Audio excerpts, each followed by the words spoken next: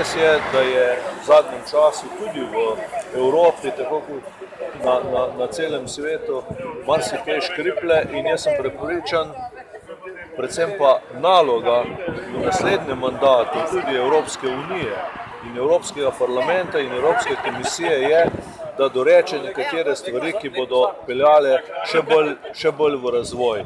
In če bomo Evropo kopirali na čim večjih stvareh, ampak na ta način, da bo to grda beseda kopiranje prilagojena našim razmeram, da bomo upoštevali naše danosti, naše prednosti, našega človeka, našo kulturo, potem je seveda to tudi rešitev za Slovenijo.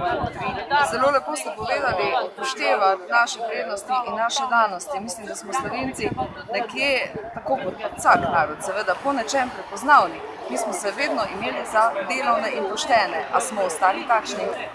Ja, jaz se bojim, da je povsod treba malo vprašaja zraven žal narediti in pri delovnih in poštenih. In verjetno, da je to, da nismo več tako zelo delovni, smo malo krivi z sistemom, ki smo ga ustvarili, ki mnogokrat bolj spodbuja neke vrste socialo, kot pa delo.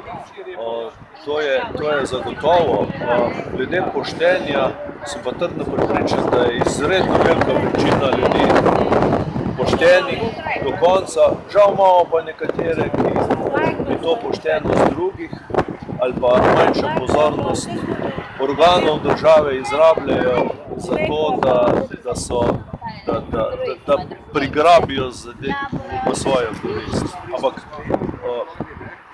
še to je potrebno urediti in potem dati možnost seveda tisti ogromni večini poštenih in delovnih ljudi, da bodo oni kazali smer razvoja Slovenije.